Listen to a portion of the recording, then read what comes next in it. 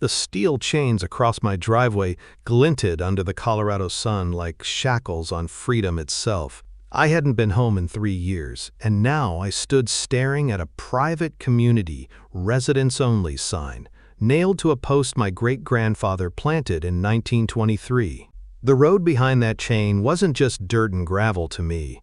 It was blood, history, and the only piece of this world that had ever truly been mine. I kicked the gravel under my boots, expecting that old crunch to bring back memories. Instead, it just sounded foreign. The crisp pine air I used to breathe like medicine was choked by an overpowering perfume that didn't belong anywhere near a mountain. Then she appeared, white Range Rover, blonde bob sharp enough to cut glass, stepping out like she owned the damn valley. Clipboard in hand, sunglasses perched like armor. "Well, well," the hermit returns, she said in a voice that could peel paint. "This is private property now, and you're trespassing." I kept my voice even. "Ma'am, that's my cabin up there. My family's owned this land since 1923. Quote. Her smile could have frozen lava. Not anymore, it isn't. What she didn't know was that I didn't just own that cabin. I owned everything under her fancy homes, the mineral rights to the entire valley. But in that moment, all I saw was arrogance wrapped in perfume. My name's Declan Forrester. Deck to anyone who's not trying to serve me legal papers. I'm 48. Worked oil rigs from Texas to North Dakota. The kind of work that stains your hands black and leaves your back screaming by 40. I came home because my mom, the last Forrester of the Valley, had passed 6 months ago after a long fight with Alzheimer's. I'd spent years sending every paycheck to a Denver care facility so she could live her last days in peace. The cabin had sat empty through it all. A century-old log home built by my great-grandfather's hands. That place wasn't just shelter, it was legacy. 3 generations of Forresters had lived, worked, and died on that soil. But when I finally came back, I barely recognized it. Where wildflower meadows once swayed, manicured lawns now spread like plastic carpets. The sweet mountain scent of wild lupine and sage was replaced by the chemical bite of fertilizer. And where silence used to reign, I heard the hum of generators and the whine of pool pumps. 8 glass and steel mansions had sprouted like weeds across the valley floor, each one worth more than my entire family line ever earned. And presiding over all of it was Vivian Ashworth, or as the locals called her, Queen Viv.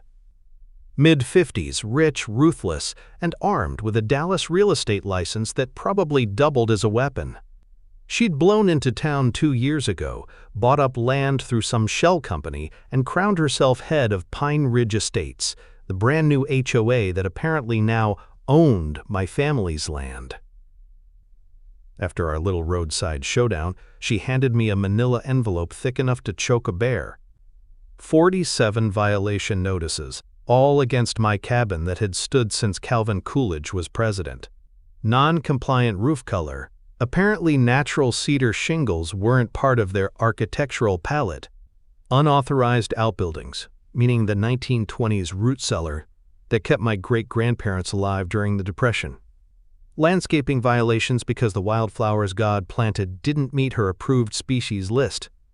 The total fines, $73,500 plus $500 a day until I achieved compliance. But what really crawled under my skin wasn't the money. It was her tone when she said, "certain types." Her nose wrinkling at the scent of my work clothes, her smugness dripping when she called me transient. That woman had never broken a sweat in her manicured life, yet she thought she could bully me off land my family carved from wilderness. The papers gave me 30 days to comply or face foreclosure, over property I never joined her HOA for, over land that predates her entire community by nearly a century. That night I drove my old F-250 down to the county courthouse, diesel coughing in protest like it hadn't been driven in years. The place smelled of old wood and dust. Jolene Carpenter, the county clerk, was locking up. She'd been there since I was a kid, glasses always sliding down her nose, kindness in her eyes. "Deck Forrester," she said, smiling sadly. "Welcome home, honey. I'm real sorry about your mama. After thanking her, I asked about the Pine Ridge HOA filings. Her face changed. The kind of look folks get when they're about to tell you bad news they wish they didn't know. "Lot of politics around that development," she said quietly. "Things got rushed through faster than a greased pig at county fair." I read through the covenant documents under the flicker of courthouse lights. Pages and pages of legal nonsense granting Vivian Ashworth near-dictator powers, right down to what color your mailbox had to be. But here's the kicker. My signature wasn't anywhere on them. And in Colorado, HOA covenants only apply if every affected property owner consents. Mine didn't. Driving back home under the stars, I felt that old stubborn fire rise in me. How does a woman who's been here 5 minutes think she owns a century-old homestead that's legally untouchable? The next morning, the answer came up my driveway in a convoy of SUVs, white Range Rover in front, 2 BMWs behind, tires crunching gravel like an invasion. The smell of perfume hit me before the engines even shut off. Viv climbed out wearing an outfit straight off a catalog. Designer boots too clean for dirt, matching vest, camera-toting sidekicks flanking her. "Good morning, Mr. Forrester," she said sweetly. "We're here for your mandatory architectural compliance inspection." I stayed seated on my porch, coffee in hand, savoring the taste of freedom. "Funny," I said, "don't recall sending out invitations." "The HOA review committee has full authority," she replied, waving her clipboard like a badge. "Section 4(7) of the community bylaws." Her little crew started snapping pictures, my cabin, my truck, even my woodpile, whispering about structural deficiencies and aesthetic violations. "Ma'am," I said, standing slow enough to make them nervous, "this is private property. You weren't invited, and you don't have permission to photograph my home." Viv's smile hardened. "Actually, we do. Section 4(7) clearly states." "Section 4(7) of covenants I never signed," I cut in. "Documents that don't apply to land you don't own. Now I'm asking you once. Politely, get off my land." Her face went red as a sunset. She spun on her heel, corralling her committee back toward their cars. Before she left, she rolled down her window. "You'll regret this attitude, Mr. Forrester. We have ways of dealing with troublemakers." The next morning, my mailbox was overflowing. 14 new violation letters. Fines for my outhouse, my truck, my woodpile, even my wildflowers. Each one stamped with that HOA letterhead like a declaration of war. But as I sorted through them, I noticed something. Every photo they'd attached had timestamps from 3 days before their so-called inspection. They'd been trespassing, and that was their first mistake. The battle for Pine Ridge Valley had just begun. The next morning, I drove into town with my coffee thermos in one hand and fire in my veins. Pine Ridge Valley had seen its fair share of storms, but nothing like the one I was about to bring. Radio Shacks still exists in small mountain towns, and thank God for that. I bought 6 trail cameras with night vision, motion sensors, and audio. By sunset, I had them hidden around the property. Trees, fence lines, even one inside the old birdhouse my mom used to hang flower baskets from. The smell of fresh pine mixed with motor oil from my truck as I worked, the way it always had when I was fixing something that mattered. 2 days later, I struck gold. At dawn, my cameras caught movement. Viv and 2 of her clipboard warriors sneaking around my property like wannabe ninjas, taking photos, whispering under their breath. The audio picked them up crystal clear. "We need as many violations as possible," Viv hissed. "The more we stack, the faster we can pressure him into selling." One of her minions whispered back, "What about environmental issues? Could we claim septic contamination?" Viv smirked. "Perfect. I'll call County Health tomorrow. Emergency contamination reports always get top priority." I smiled watching the footage. They'd just walked into a felony. By the next afternoon, I got the call. "Deck, it's Earl Dawkins from County Health," came a familiar voice. "Got a complaint about your septic system leaking contaminants. I've got to come take a look." "Come on up, Earl," I said calmly. "Bring your whole testing kit. Let's make this official." When he arrived, the air smelled like damp soil and brewing rain. Earl crouched by the septic cover, his boots sinking into wet grass, testing every line and filter. After 30 minutes, he shook his head. "Son, this system's cleaner than most new builds. Whoever filed this complaint either doesn't understand plumbing or they're lying." "Funny you say that," I replied, handing him a USB drive. "You might want to see what my trail cameras caught." He left with evidence and a grim expression. The next morning, 3 county trucks and a news van came crawling up my driveway like a convoy. Health inspectors, building inspectors, and one guy in a hazmat suit like he was walking into Chernobyl. Behind them, a news reporter adjusted her mic and started filming. The mountain air that day tasted like tension and diesel. Viv stood off to the side, pretending to be a, quote, concerned citizen. She wore a bright hiking jacket that probably cost more than my pickup, fake sympathy dripping from her voice as she spoke to the reporter. "We're just here to ensure community safety. It's heartbreaking, really, when one homeowner's negligence endangers everyone." I walked straight up to the reporter. "Ma'am," I said evenly, "you might want to get both sides of this story."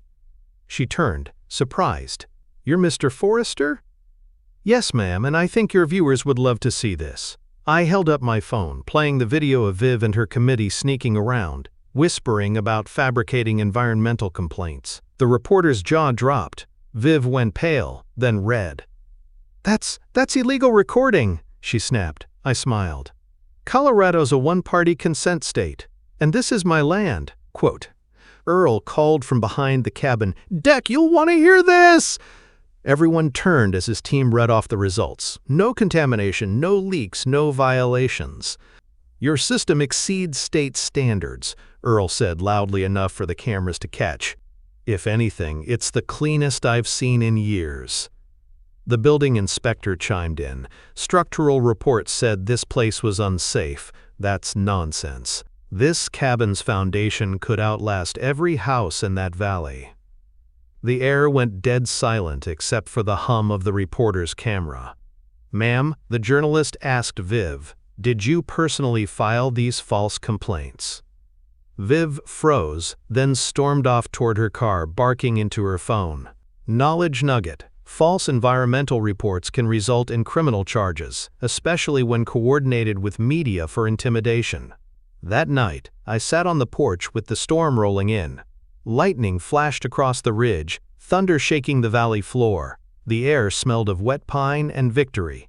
But I knew this was just the first round. The next morning proved me right. No power, no lights, my coffee pot dead cold. At first I thought the storm knocked out the lines, but when I called the power company, an automated message told me, "Service temporarily suspended due to reported safety violations, pending HOA approval for reconnection." HOA approval for my family's land. I was still processing that insanity when a courier showed up, hand-delivering an envelope thick enough to use as a doorstop. The letterhead read, "Ashworth, Sterling & Associates Real Estate Law." Inside were 47 pages of legal threats claiming I owed $250,000 for damages to community property values and intentional interference with business relations. The letter gave me 72 hours to respond before they filed suit. The signature at the bottom? Rex Sterling, managing partner, husband of Vivian Ashworth. That's when I laughed for the first time in days. Their lawsuit claimed I'd caused property damage since January 1st, but according to county records, I hadn't even set foot in Colorado until March. They were threatening me with half a year of imaginary crimes. It was amateur hour, but dangerous amateur hour, the kind that hides behind legal money and intimidation. So I decided to fight smarter. I drove into town and spent the afternoon buried in public records. The smell of old paper and toner filled the library air as I flipped through property deeds, permit logs, and development filings. That's when I found the smoking gun. Vivian Ashworth wasn't just a power-hungry HOA president. She was part of a pattern. The same name tied to shady developments in Texas, Florida, and Arizona. Each one had a trail of environmental complaints, sudden foreclosures, and families forced off their land. Everywhere she went, she built fake HOAs, drove people out, flipped the land for massive profit, and vanished. But she'd made one fatal mistake this time. My great-grandfather had been smarter than she could ever dream. His 1923 homestead patent didn't just grant surface rights. It included mineral rights, water, oil, rare earth elements, and something called a perpetual access easement. That meant no matter who lived on that land now, I legally owned everything beneath it. Every mansion in Pine Ridge sat on top of my minerals, and the law was on my side. As the rain poured down and thunder echoed through the valley that night, I sat by lantern light and smiled for the first time since coming home. Viv thought she'd won. She had no idea she'd just picked a fight with the one man who could bury her, legally and literally.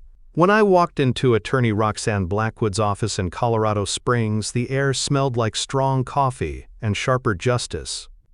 Her desk was buried in papers, law books stacked like fortresses, and sunlight streaming through blinds that cut perfect stripes across the floor.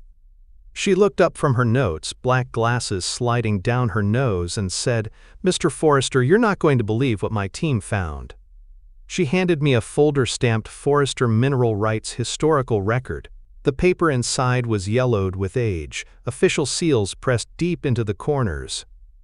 "Your great-grandfather didn't just homestead 320 acres, she said. He filed for mineral rights across the entire 280-acre valley. Every single one of those fancy homes sits on your minerals, and by federal law that gives you surface access." My heart pounded hard enough to rattle my ribs. For months I'd been fighting to keep my land. Now I realized I owned everything under theirs. But Roxanne wasn't done. She flipped to another document. Those building permits for Pine Ridge Estates? Not one of them included required notification of the mineral rights holder. That's a federal violation. Every permit they filed is invalid. I leaned back, whistling low. "So their whole development? Built illegally?" she said. "And there's more." My forensic accountant traced $2 million in HOA fees that vanished into shell companies. All of them linked to Vivian Ashworth and her husband, Rex Sterling. We're talking about organized fraud, racketeering, wire transfers. Enough crimes to make the FBI salivate. By the time I left her office, the storm outside had turned to sunshine. For the first time since I came home, the valley didn't feel like a trap. It felt like justice was finally breathing again. Within a week, Roxanne assembled what she called the Dream Team. A financial crime specialist named Sarah Martinez, environmental lawyer Marcus Chen, and Jake Morrison, a former FBI agent turned private investigator with eyes like steel. We met in a small war room office smelling of burnt coffee and printer ink. "Here's the strategy," Roxanne said. "We file for an emergency injunction to freeze all HOA actions. We alert the FBI task force already investigating property fraud in the region, and we notify every homeowner that their property titles may be invalid. Once this goes public, it's over." Jake spread a map across the table, red pins marking Texas, Florida, Arizona, and now Colorado. Same scam in every state. Shell companies buy land cheap, fake HOAs, harass old owners until they sell, flip properties for millions. He looked up. "You just gave us the case that ties it all together." For days, the phones rang nonstop. Federal investigators requested records. EPA agents confirmed illegal grading and runoff. Local homeowners, once too scared to speak up, began emailing documentation of years of harassment. It was like lighting a fuse under a mountain of dry brush. Then came the morning that changed everything. Helicopters thundered across Pine Ridge Valley like angry hornets. FBI, EPA, and IRS trucks lined the new mansions' driveways. Agents swarmed through glass doorways, hauling boxes of files and computers. The air smelled of jet fuel, pine sap, and panic. By 8 a.m., the HOA queen herself, Vivian Ashworth, was being escorted out of her mansion in handcuffs. Designer robe, messy hair, still yelling about her rights. The local news vans caught every second of it. They called it the biggest HOA fraud bust in Colorado history. Over the next week, the dominoes fell fast. Her husband Rex was arrested for obstruction and money laundering. County Commissioner Wade Thornberry, who'd fast-tracked those illegal permits, was perp-walked out of the courthouse. And those 3 idiots who tried to torch my cabin? Caught with fake passports and $50,000 in cash, singing like canaries. When Sheriff Martinez stopped by later that night, his uniform smelled faintly of smoke and victory. "Deck," he said, "the FBI's calling your place ground zero for exposing a multi-state fraud ring. You just made a lot of powerful enemies and a lot more grateful citizens." I poured him a cup of coffee, steam rising between us.